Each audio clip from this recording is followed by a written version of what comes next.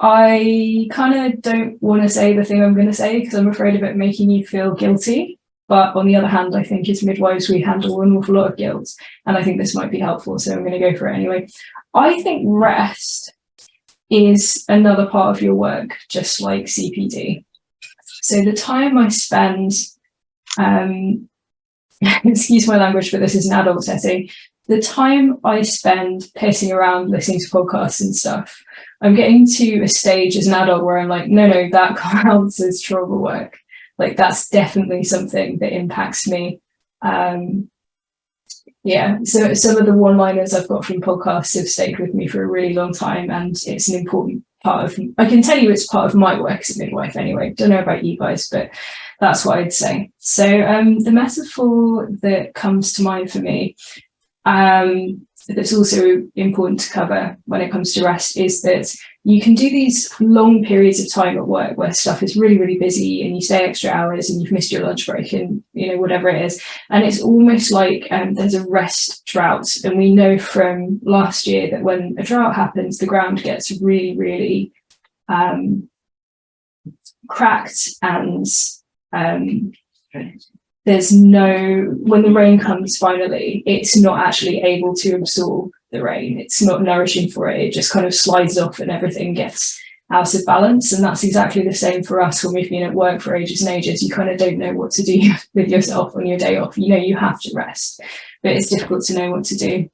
And I don't know if you guys have heard of, there's a book called Burnout with Amelia and Emily Nagoski, or Nagoski possibly. Has anybody heard of this book? It's really good. So it's twin sisters wrote it, and one of them's a public health researcher for women, and burnout's really awesome. And what they talk about is that sometimes on those days where you're just over it and not able to wind down enough to do the really nourishing things like going for a run and walking in nature and, you know, going to a yoga class, all the stuff that we know would be really, really good for us, or creating something, we just can't quite get there. And on those days, you need to do a thing that is useful but doesn't take a lot of your brain power. So this week, I have 2 friends who have new babies, and that is wonderful, obviously. But also it's been extremely helpful for me because I've needed some downtime and I've done some cooking for them. So I made soup and I made chicken. I'm really into the pottering around cooking as a part of my active rest. I quite like to do rice pudding on the stovetop because it takes like 45 minutes and you have to stir it and you can put something on in the background. And I have high hopes for risotto as well. I've not made it yet, but I think that may be another recipe that falls into that category. And the other thing I talked about this week is when I'm really on the edge of, I can't quite get into my healthy rest pattern, but I know I need to do something. Putting repeat Netflix that I've seen before on in the background is really helpful, and then drawing a mandala, which I think I talked about in a letter this week. So do you guys, I don't know if you've come across mandalas before, you might well have done. There are some beautiful Pinterest and Instagram accounts you can have a look at to check out what a mandala is. But the reason I like to do them, and I'm not a visual artist, and I'm about to show you me drawing a mandala, so you're going to have to not judge me because I'm really, really poor at art. But I like to do them because then you can Google whatever you've ended up drawing. You can Google what it means in Jungian psychology, like what the interpretation is, and it just helps you slightly reconnect with what's going on in your subconscious. And I also do this for dreams as well, by the way. I don't know about you, but I have really intense midwifery dreams, and there are all kinds of symbols going on in there that are just fun to have. I have no idea if this means anything, but I'm very into psychotherapy. I think it's really interesting. I'll show you, let me just share the screen. So I play this in the background. So I'm really, really bad at art, but this is me drawing a mandala on one of my days off. And you can see as it progresses, it's this weird geometric shape, and I can Google, what do petals mean? What do dots mean? Blah, blah, blah. But I basically ended up with, as the video progresses, you'll see it ended up with 2 trees either side of the page. And it's been a really interesting week in that 2 friends of mine in particular have supported me with something, and I've been very open with them. One's actually my brother, one's my best friend here in Cambridge, who I've known for years and years. And so the 2 trees could be about just these 2 friends. And so it got me to concentrate on the fact I actually have fantastic support in that regard. But if you look up the Jungian meaning of trees, they're supposed to mean like connection to what keeps the universe afloat or creation or whatever. So it could be something to do with that, but also it could be, I'm thinking about the art that I do a lot at the moment, obviously. And so I have 2 sides of my career. I have the art side of the career, and which is basically what we're doing now. And then I have the midwifery side of the career, like the clinical stuff. So it could be that these 2 trees that will shortly appear on the page for you here are something to do with that. And I really like the idea of having some kind of low impact art. You don't even have to have one of those coloring books. Like, I think the coloring books are really awesome, like the adult coloring books, but it means you have access to doing something therapeutic at any time. And it's something that my psychotherapist and me talk about as well. So if you're doing any kind of mental health work, you can always draw a mandala and take it along with you. And those kind of mental health professionals are really into that shit. They'll like that you're having a dig round in your subconscious and taking that. So that's my mandala. If I can have fun drawing a mandala and get something out of it, you guys, I'm sure you have much better visual art ability.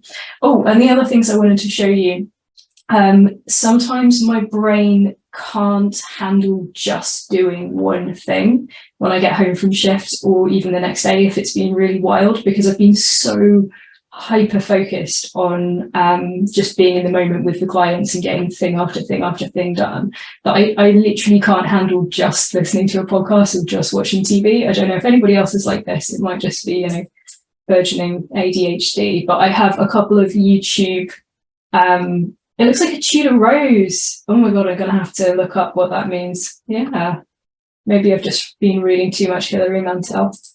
Right, I'm going to share the screen again. I have these 3 very reliable... Oh, hang on, my screen's freezing. I have these 3 very reliable YouTube channels I go to when I'm a bit freaked out as well. The first one is Girl with the Dogs. So she does dog grooming, and this is her profession, and she has all of these different varieties of dogs, and there's just something very therapeutic about watching these dogs go from kind of scruffy to very tidy. So I like that very much. You've also got road markings. Perfect. If I'm sleep deprived and I just need something to watch in bed while I'm getting ready for a nap or whatever, wait till they start pouring stuff. It's so awesome. Very, very nice, very pleasing. So that kind of thing. And then the final one that's been lovely for sort of post-trauma is, has anybody come across this artist? She works with wool and fibre, and it's animation, and just everything she does is absolutely incredible.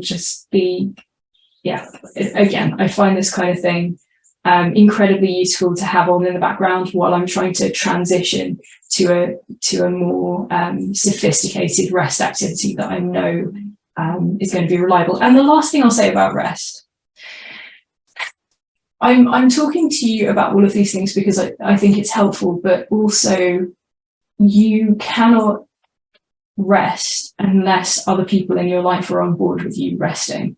So I'm going through something at the moment where I'm trying very hard to ask the people around me for what I need. I've got a book coming out next month. There's 1,000,001 things going on, and I find it very difficult to to say, actually, I'm going to need this much support. But I can tell you that pretty much every time that I've asked, I've got far more than I felt entitled to.